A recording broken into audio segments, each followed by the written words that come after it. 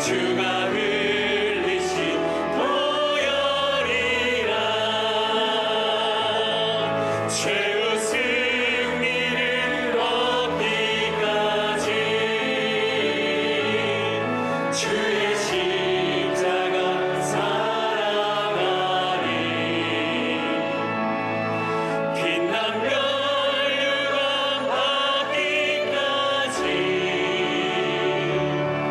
험한 십자가 붙들겠네. 주님 예비하신 나의 보양집에 나를 부르신 그날에는 영광 중에 계신 우리 주와 함께 내가 죽도록 충성하리. 죄의 승리를 얻기까지 주의 십자가 사랑하리. 빛난 멸류관 받기까지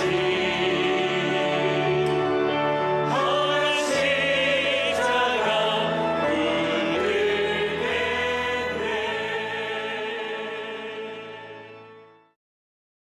자, 어디에나 우리가 하다 보면 매너리즘, 우리말로는 다성해졌는다 이렇게 얘기하죠.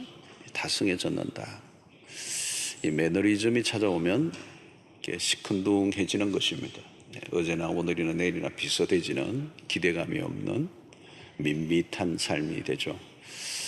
가슴이 뛰지 않고 흥분이 되지 않고 결혼 생활에 여러분 매너리즘에 찾아오면 그 매너리즘을 잘 극복하지 못하면 위험하죠. 가정이 깨어질 수도 있습니다.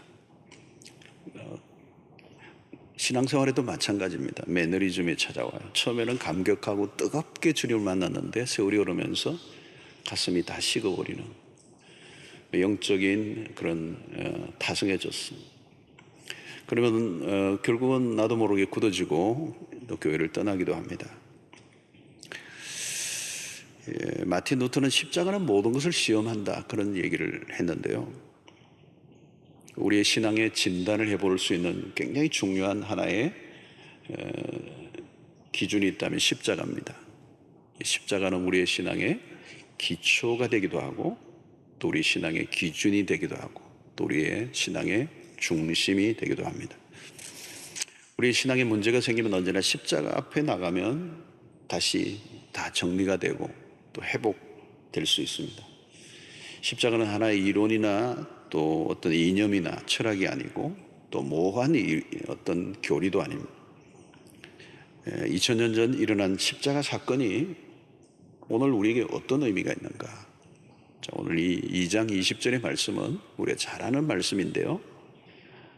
이 안에 우리의 신앙에 참 핵심이 다 들어 있습니다. 오늘 여기 보면 내가 그리스도와 함께 십자가에 못 박혔나니, 여기 매우 중요한 것은 그리스도와 함께 십자가에 못 박혔다. 바울이 그렇게 표현을 씁니다. 2000년 전에 예수 그리스도가 십자가에 못 박혔을 그때에 나도 동일하게 십자가에 못 박힌 것과 같은 사건이 어떻게 일어나는 거죠? 믿음으로. 그리스도를 믿고 그리스도의 십자가를 우리가 믿음으로 받아들일 때 그리스도가 십자가에 죽으셨던 것과 같이 나도 십자가에 죽고 또 그리스도가 십자가의 죽으심으로 우리에게 주어진 모든 그런 효능, 구원의 역사가 일어난 것입니다. 그리스도의 죽으심은 대표적인 죽음입니다. 그를 믿을 때 우리는 그분과 하나가 되는, 연합이 되는 역사가 일어납니다. 오늘 세례도 그리스도와 연합이 되고 하나가 된다. 자, 이사야의 그 메시아의 예언을 우리가 53장을 5절에 보면 이런 말씀이 있어요. 그가 찔림은 우리의 허물 때문이고 그가 상함은 우리의 죄악 때문이라. 그가 징계를 받음으로 우리는 평화를 누리고 그가 채찍에 맞음으로 우리는 나음을 입었도다. 그리스도가 죽으신 이유는 우리의 허물과 죄 때문에 죽으셨습니다. 자, 여러분, 우리는 그리스도 앞에 서면 우리가 어떤 존재라는가를 확실히 알 수가 있습니다. 보통 때는 우리가 괜찮은 사람인 것처럼, 정상적인 사람인 것처럼 우리가 생각하죠. 근데 십자가 앞에 딱 서면 우리가 얼마나 비정상적인 존재인가를 깨닫게 되나요? 만약에 우리가 정상이라면 그리스도가 십자가에 죽으실 이유가 하나도 없습니다. 하나님의 아들, 죄 없으신 분이 십자가에 죽으셔야 할 만큼 우리는 심각한 죄인이었다는 거예요. 그래서 우리는 그 죄인이란 말은 많이 우리의 기준에서 벗어난 존재라는 거예요. 그러니까 비정상적이라는 거예요. 사랑하는 성도 여러분, 인정하고 싶지 않지만 여러분들이 같이 살고 있는 사람들도, 가족들도, 옆에 앉아있는 사람도, 우리 모두가 사실은 다 비정상적인 사람. 기분 나쁘시죠? 근데 죄가 그렇게 만들어 놨다는 거예요. 여러분, 우리는 죄인 중에 죄인이에요. 우리는 문제를 안고 삽니다.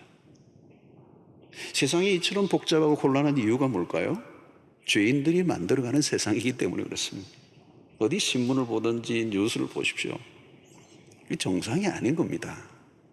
워낙 오랫동안 정상이 아닌 것을 계속 보고 있으니까 그게 정상인 것처럼 여기는데 그 정상이 아닌 것들이. 여러분, 누가 나를 힘들게 해서 힘든 게 아닙니다. 자세히 보면 세상에서 가장 다루기 힘든 존재가 누구인가?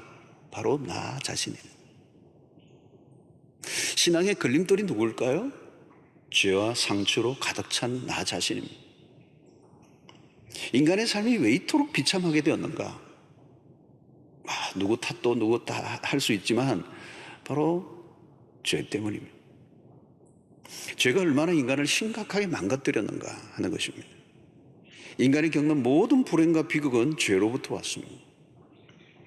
왜 삶에 불행이 찾아오는가? 왜 내가 원하는 삶을 살지 못하고 전혀 다른 삶이 펼쳐지는가? 여러분, 십자가 앞에 서면 답이 나옵니다.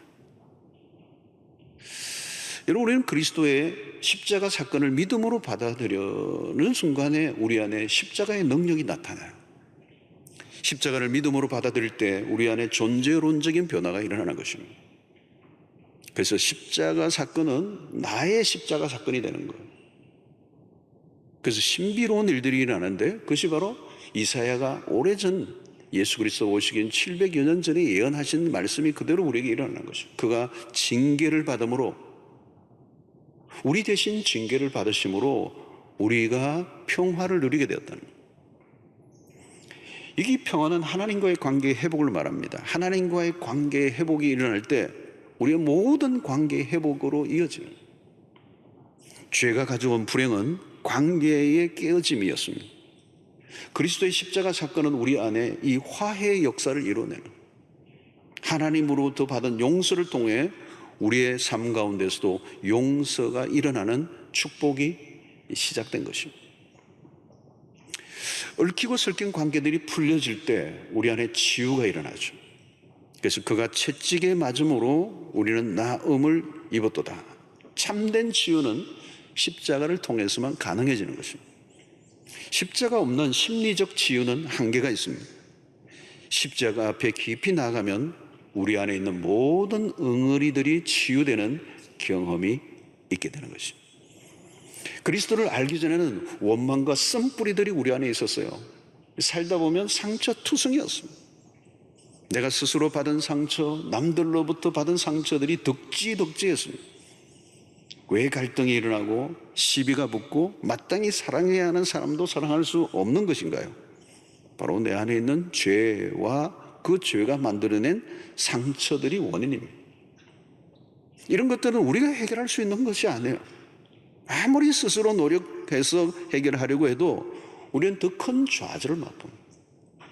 그래서 나이가 든다고 해결될 수 있는 일도 아니에요. 천성적으로 착하다고 되는 것도 아니에요. 오직 십자가의 능력으로만 되는.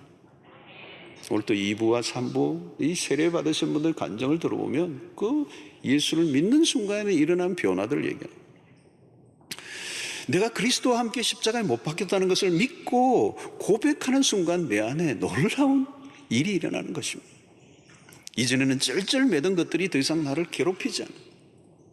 십자가를 통해 남을 입을 때 비로소 사람답게 살 수가 있는 것입니다. 치유를 받은 사람이 다른 사람을 치유할 수 있고, 용서를 받은 사람이 다른 사람을 용서할 수 있어요. 우리는 하나님 앞에 설 수 있는 사람들이 아닙니다. 오직 십자가로만 설 수 있습니다. 우리는 실수합니다. 나도 실수하고 남도 실수합니다.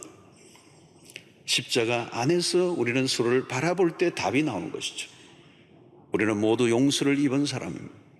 십자가를 붙들면 우리의 삶에 자유가 오고 회복이 일어나고 생기가 돌고 편안함이 오고 깨어졌던 것이 회복되고 구부러졌던 것이 펴지고 망가진 것들이 온전하게 되는 역사가 일어나는 것입니다. 여러분, 이 고난주간의 한 주간 십자가를 깊이 묵상해 보십시오. 그 십자가의 능력은 신비롭습니다. 우리의 삶을 근원적으로 바꿔놓는 능력이 2000년 전에 죽으셨던 그 사건이 오늘의 나의 사건이 될 때 상상할 수 없는 변화가 우리에게 일어날 줄로 믿습니다. 자, 그런데 이 십자가는 어떤 변화를 우리에게 가장 근본적으로 가져왔는가? 이게 그 다음 구절인데요. 그런 적 이제는 내가 사는 것이 아니요 오직 내 안에 그리스도께서 사시는 것이다. 여러분, 이 구절이 너무너무 중요한 구절입니다. 이제는 내가 사는 것이 아니야.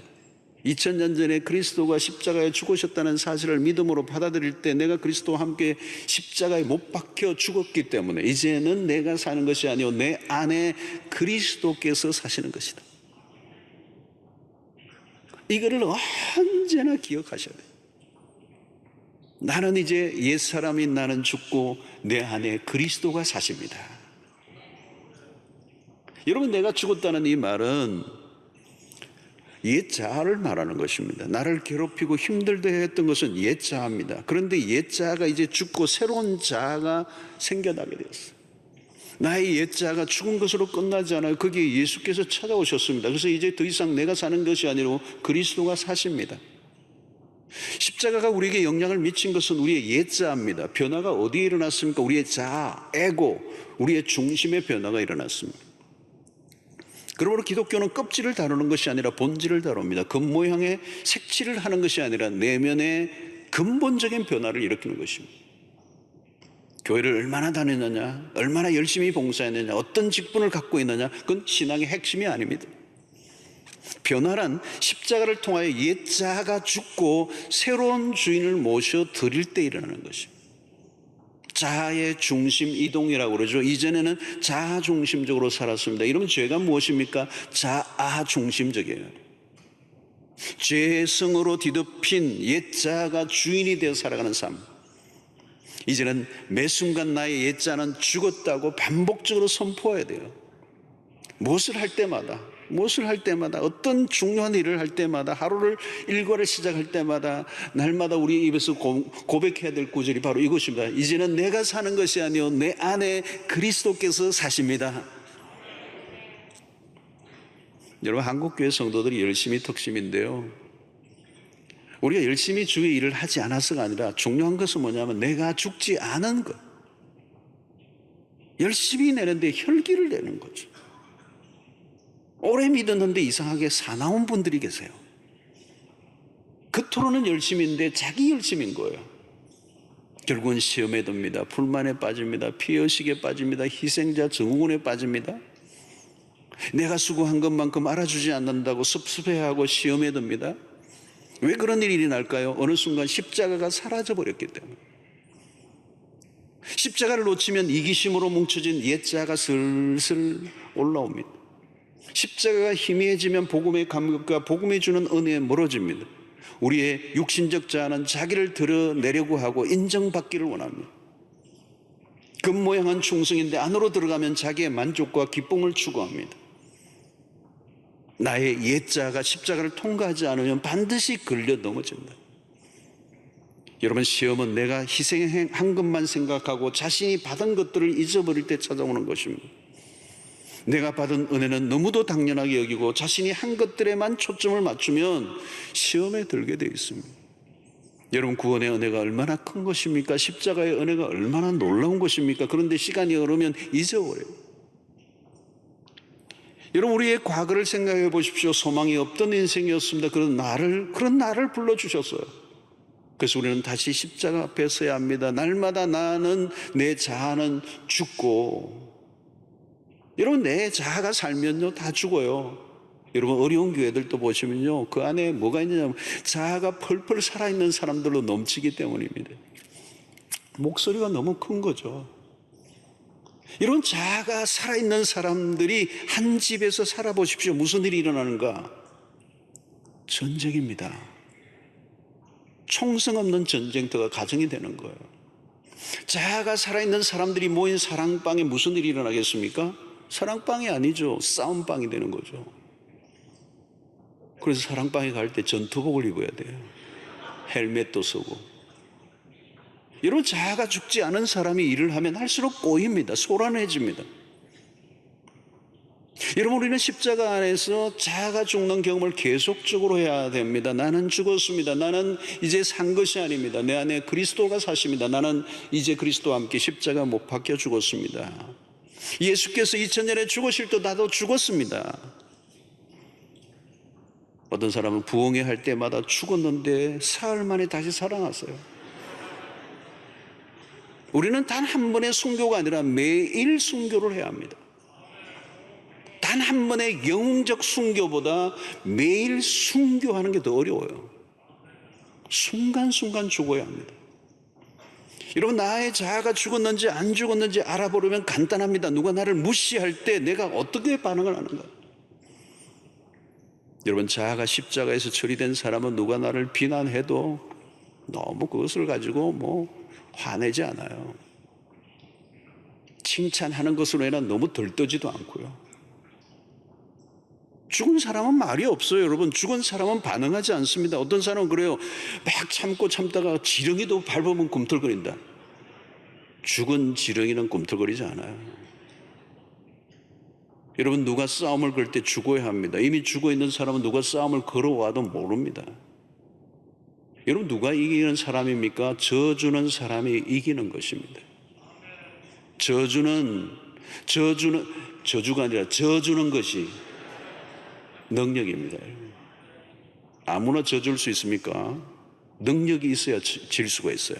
어떤 능력이죠? 십자가의 능력입니다. 진짜 이기는 길은 주님께서 우리를 위해 행하셨던 십자가 안에 답이 있어요. 열심히 하고도 아무도 알아주지 않을 때 조용히 묻힐 줄 아는 것, 이게 십자가의 길이라는 거죠. 자기가 원하는 대로 살고자 하는 욕망이 죽어야 합니다. 주님의 일은 내가 하는 것이 아니라 하나님이 하시는 거죠. 여러분, 내가 살면 하나님의 일은 망칩니다. 내가 죽어야 하나님의 일을 할 수가 있어요. 가짜로 죽으면 안 됩니다. 여러분, 진짜 죽어야 돼요. 죽은 척 하면 안 돼요. 대개는 죽었다 그러는데 그게 죽은 게 아니라 기절이었습니다. 진짜 죽으면요 하나님이 살려내십니다. 부활을 경험합니다. 우리는 순간순간 십자가에 높이 매달리신 예수를 늘 바라보아야 합니다. 가장 강하신 분이 연약해질 대로 연약해진 그리스도의 모습을 우리가 놓치면 안 됩니다.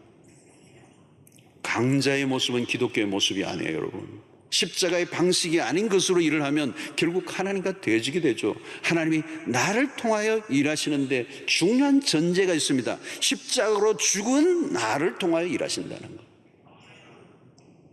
그러므로 내가 완전히 힘을 빼야 하나님의 도구가 되는 것인데요. 근데요, 힘이 잘 안 빠져요. 어떻게 빼는 것입니까? 날마다 십자가 앞에 나아가는 것입니다. 여러분, 십자가는 예수를 믿을 때 한 번 필요한 게 아닙니다. 우리의 일평생 십자가가 필요해요. 여러분, 주일날 교회에 와서 자아가 죽는 경험을 해야 합니다. 주차의 요원이 대라고 그러면 되는 것도 연습을 해보셔야 돼요. 남의 차를 툭툭 때릴 때 막 화가 나가지고 어떤 분은 막 욕이 나오는 분들이 계시대요. 여러분, 내가 되고 싶은 것이 있지만 주차요원이 하면 왜 이렇게 내가 생각하는 대로 하고 싶었는데 그때 내가 그리스도와 함께 십자가에 못 박혔나니. 이전에 내가 사는 것이 아니요. 그러셔야 되는 거예요. 그리고 그냥 또 막 욕을 하는 가끔 방문한 분이겠죠.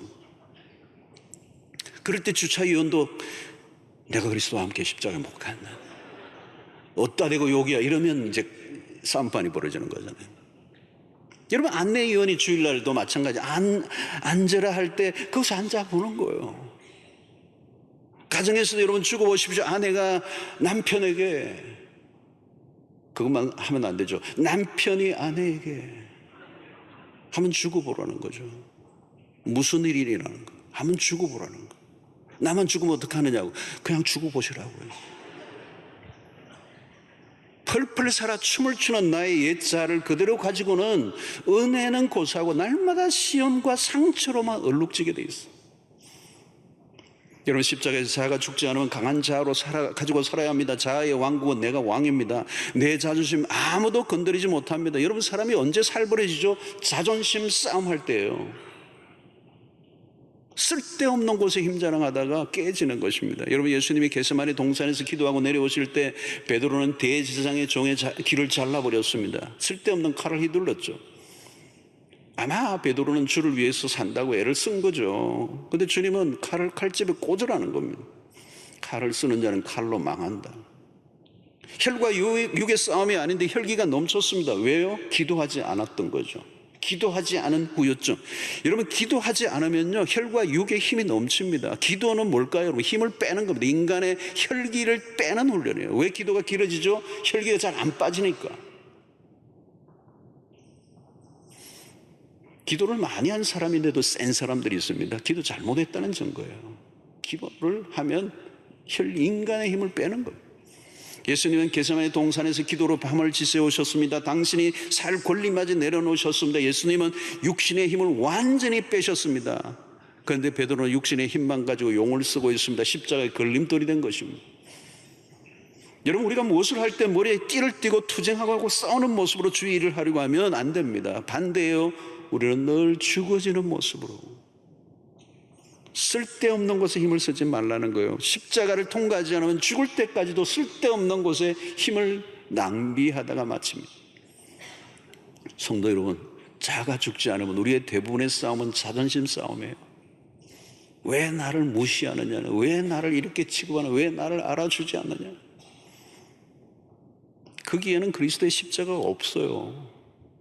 성도 여러분, 사람과 싸우지 마세요. 무엇을 하든지 십자가가 드러나야 합니다. 내가 죽어야 십자가가 드러난다는 것을 잊지 마시길 바랍니다. 봉사를 얼마든지 할 수 있습니다. 그 다음에 그리스도만 드러나야 됩니다.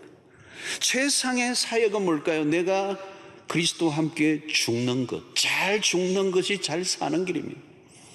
내가 살면, 내가 내 자아가 살면요, 그리스도는 계속 죽으셔야 돼요. 내가 죽은 곳에 그리스도가 살아나시는, 날마다 바울이 뭐라고 그래요? 자기를 쳐서 복종시킨대요. 잘 안 죽는 거죠. 그래서 날마다 나를 쳐서 복종시키는 이유는 내가 그리스도와 함께 십자가에 못 박혀 죽어서 내가 사는 게 아니고 내 안에 그리스도와 사시는 삶을 살아야 하나님의 영광이 나타나고 그리스도의 복음이 드러나고 그리스도의 십자가가 선명하게 세상 속에 드러나기 때문에 죽으면 살 줄로 믿습니다.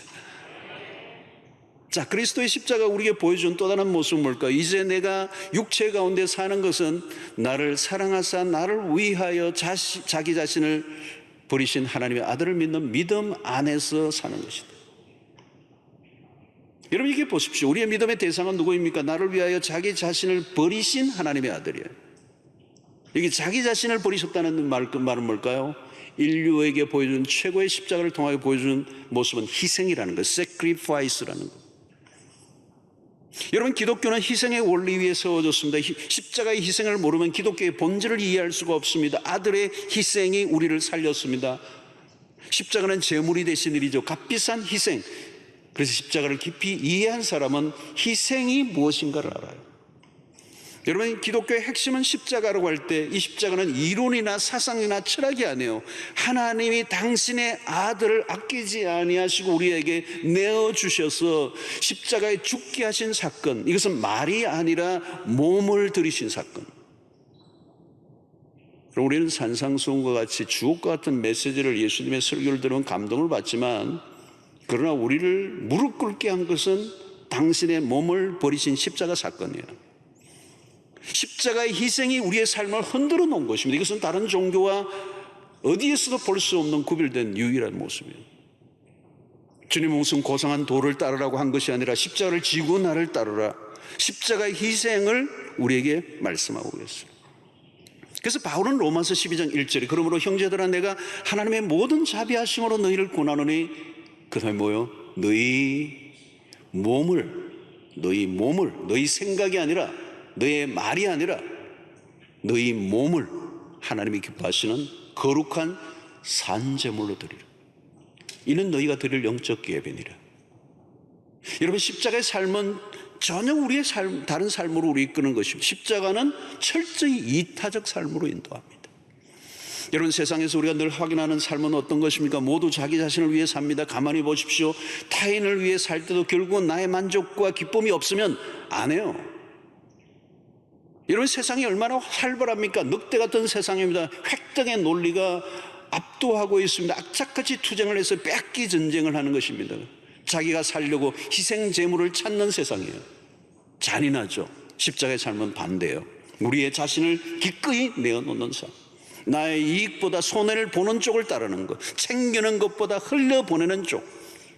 여러분, 이 희생의 삶은 자아가 죽어야 가능한 것입니다. 자기 중심적 삶을 사는 사람은 희생을 할 수가 없어요. 여러분은 그러므로 십자가는 이기적 삶에서 이타적 삶으로 바뀌게 만듭니다. 오늘 문화의 특징과 아주 반대예요. 오늘 우리의 사는 이 세상의 문화의 특징은 희생과 거리가 먼 문화예요. 여러분, 십자가가 우리에게 보여주신 것은 다른 것입니다. 생명까지 내어놓으시는 거예요. 이런 가정에서도 희생의 원리를 붙잡아 보십시오. 힘든 일을 서로 하려고 해야 돼요. 저녁에 설거지가 산더미같이 쌓여있을 때 부부가 모두가 피곤해 있어. 그때가 중요해요. 네가 해 이러면 끝나는 거예요. 내가 할게. 아니, 내가 할게. 여러분, 십자가는 멀리 있는 게 아닙니다. 좀 더 어려운 일을 내가 먼저 하려고 하는 것. 직장에서도 마찬가지요. 먼저 섬기는 자로 서 있어야 되는 거죠. 남들이 끓이는 것을 주저하지 않고 가는 것. 거기에 십자가가 나타난 것입니다. 사람들이 요령껏 하고 머리로 할 때 그리스도인이 몸을 던지는 것. 아무도 하지 않으려고 하는 것. 다 싫어하는 것. 몸으로 한다는, 몸으로. 십자가는 몸으로 하신 거예요. 그리스도가 몸을 던지신 거예요. 우리가 믿는 복음이 몸으로 하는 거예요. 요한일서 3장 16절에 그가 우리를 위하여 목숨을 버리셨으니 우리가 이로써 사랑을 알고 우리도 형제들을 위하여 목숨을 버리는 것이 마땅합니다. 여러분, 사랑은 말이 아니라 희생이잖아요. 누가 희생을 하는 것입니까? 사랑하는 자가. 왜 우리가 부모의 사랑에 무릎을 꿇습니까? 희생으로 보였기 때문에. 부모가 말로만 때운 게 아니라 자신의 온 생애를 온 몸으로 던졌기 때문에 자식들은 그 부모 앞에 무릎을 꿇는 것이죠. 사랑한다고 얘기하면서 몸을 던지지 않았다면, 희생을 보이지 않았다면 그건 가짜 사랑입니다. 사랑하는 성도 여러분, 십자가는 말이 아니라 몸입니다. 가정 안에 십자가 바로 세워지면 가정은 회복될 수밖에 없습니다. 왜 불행이 오는 것입니까? 십자가의 반대 방향으로 살기 때문에. 희생은 손해보는 삶이 아니에요. 십자가 안에 놀라운 답이 있습니다. 오늘날 사람들이 행복을 추구하잖아요. 그러나 왜 불행한 삶을 사는 것입니까? 자기만의 행복을 추구하기 때문에. 자신의 행복을 위하여 다른 사람의 희생을 강요하기 때문에. 그럼 불행해질 수밖에 없어요.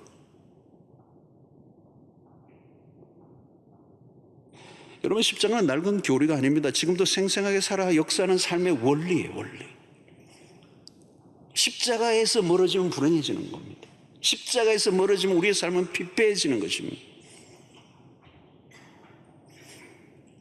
여러분, 십자가의 복음을 경험한 사람은 희생의 비밀을 압니다. 복음의 능력이 우리의 삶을 사로잡으면 희생도 희생이라고 여겨지지 않아요. 유명한 북아프리카 인디안 선교사였던 데이비드 브레이너드가 한 말입니다. 그리스도의 십자가 앞에서 우리의 어떤 것도 희생이라고 말할 수 없다. 자신의 삶 전체를 선교지에 바치고 자녀들의 생명까지 바친 선교사들의 이야기를 우리는 종종 듣습니다. 일반적으로 이해하기 어려운 거예요. 그러나 십자가에서는 얼마든지 가능해요. 그리스도의 삶의 기준은 언제나 십자가여야 합니다. 십자가는 우리를 좁은 길로 인도합니다. 항상 어떤 결정을 낼 때 십자가 앞에 서 보십시오. 편안한 삶과 거리가 먼 삶으로 우리를 인도할 것입니다. 우리는 편안한 삶이 오늘날 우리 시대를 뒤덮고 있는 모습이에요. 그러나 편안한 삶을 추구한다면 편안한 삶으로 끝이에요. 아무것도 없어요. 사랑하는 성도 여러분, 교회 안에서도 십자가를 실천해 보십시오. 희생의 자리를 지키십시오. 희생하는 자리를 부담스럽게 여기고 거부하지 마십시오. 여러분, 편안한 자리는 내가 가지 않아도 갈 사람 많습니다. 쉽게 편안한 자리는 저절로 사람들이 몰립니다. 희생의 자리는 사람들이 꺼리기 때문에 가지 않습니다. 여러분, 교회도 희생을 많이 한 사람이 티를 안 내면 그런 교회는 평안한 교회예요. 행동은 가능한 많이 하고 말은 적게 하는 것. 희생은 많이 하고 주장은 적게 하는 신자들이 많은 곳. 오늘 우리 한국 기독교가 당면한 주제 중에 하나이기도 합니다. 우리는 말을 너무 많이 했어. 우리는 말을 너무 잘했어. 우리의 몸으로. 이제는 말을 그만하고, 말 안 해도 기독교가 뭔지를 다 알고 있어. 이제 우리의 말로가 아니라 몸을 들이는 신자들이 많은 거. 여러분, 직분이 무엇입니까? 주님의 핏값으로 세우신 교회를 희생과 섬김으로 세우기 위하여 주어졌습니다. 가끔 직분을 오해하고 힘을 주는 사람들 때문에 다른 사람들도 거기에 무슨 힘이 있는가 알고 직분을 탐하는 경우가 있습니다. 직분은 희생이 요구되는 자리예요. 희생이 없는 직분은 감투에 불과합니다. 교회는 감투가 필요한 곳이 아닙니다. 오래된 전통적 교회를 가보면 뒷짐을 진 사람들이 많아집니다. 감독관이 늘어납니다. 자기는 하지 않으면서 일하는 사람들을 평가합니다. 좋은 교회가 되려면 오래된 신자들은 구전 현장으로 가고, 새로운 신자들이 무엇인가 하려고 하면 기꺼이 그 자리를 내어주는 곳. 새로운 신자가 열심히 하려고 하면 우리 교회는 이랬는데 저랬는데 기를 죽이면 안 되죠. 오늘 갈라디아서 2장 20절은 너무도 귀중한 구절입니다. 사랑하는 성도 여러분, 십자가는 멀리 있는 것이 아닙니다. 처음 예수를 믿을 때만 필요한 것이 아닙니다. 우리의 일상 속에서 날마다 적용해야 될 우리의 삶의 중심된 기준이 되어야 합니다. 이제 우리 안에 그리스도께서 하십니다. 우리 홀로 사는 게 아닙니다. 나 홀로 도취된 신앙이 되면 안 돼요. 우리는 이제 내 안에 그리스도가 사신 것을 날마다 믿음으로 받아들이고 인정하고 그렇게 살기로 노력해야 합니다. 자아는 죽고 그리스도가 살아계시는 것. 더 이상 내가 사는 것이 아닙니다. 내 존재의 주인이 완전히 바뀌었습니다. 우리 옛사람 죄의 지배를 받는 자가 주인이 된다면 그 인생은 소망이 없습니다. 선한 게 나올 게 없어요. 그러므로 매 순간 계속해서 내 안에 그리스도께서 사십니다. 나는 옛사람은 죽었습니다. 나 옛사람인 이규원은 죽었습니다. 이런 고백을 날마다 해야 되는 것입니다. 우리는 일평생 십자가를 다 이해할 수 없습니다. 그러나 십자가 앞에 설 때마다 밀려오는 독특한 은혜가 있습니다. 십자가 앞에서 우리의 신앙을 새롭게 하는 이 고난주간이 되시기를 축원하며, 십자가는 우리를 놀라운 삶으로 인도해 주실 것입니다. 십자가 앞에 서서 그 십자가로부터 밀려오는 은혜를 우리가 받아 누린다면, 그리고 그 기준 앞에 다시 선다면 우리의 인생의 모든 혼란은 잠재워지게 될 것이고, 깨어지고 망가진 것을 회복시켜 주실 것이고, 십자가의 신앙으로 우리의 모든 일상의 승리를 맛보게 하실 줄로 믿습니다. 십자가로 멀어졌다면 이제 십자가 앞에 더 가까이 나가고, 오늘 갈라디아서 2장 20절을 통하여 바울 사도가 우리에게 가르쳐 주셨던 것처럼 이제는 내가 사는 것이 아닙니다. 내 안에 그리스도께서 사십니다. 그가 내 안에, 내가 그 안에 있는 이 신비적인 연합과 합의를 통하여 이제 나 중심의 그리스도가 친히 내 내면을 통치하시고, 내가 내 자아가 십자가에 완전히 죽은 자로 산다면 오늘도 우리의 삶 속에 날마다 부활의 역사가, 다시 살리시는 하나님의 역사가 날마다 일어나게 되기를 축원합니다. 하나님 아버지, 오늘도 우리에게 주신 말씀을 우리가 기억하고 십자가 앞에 다시 한번 진지하게 나아가기를 원합니다. 우리의 삶의 불행과 고통과 우리의 삶의 실패들이 바로 십자가로부터 멀어졌을 때 왔다는 사실을 기억하고, 그 십자가 우리의 삶의 기준이 되게 하시고, 우리의 삶의 기초가 되게 하시고, 우리의 삶의 중심이 되게 하여 주시옵소서. 예수님의 이름으로 기도하옵나이다. 아멘.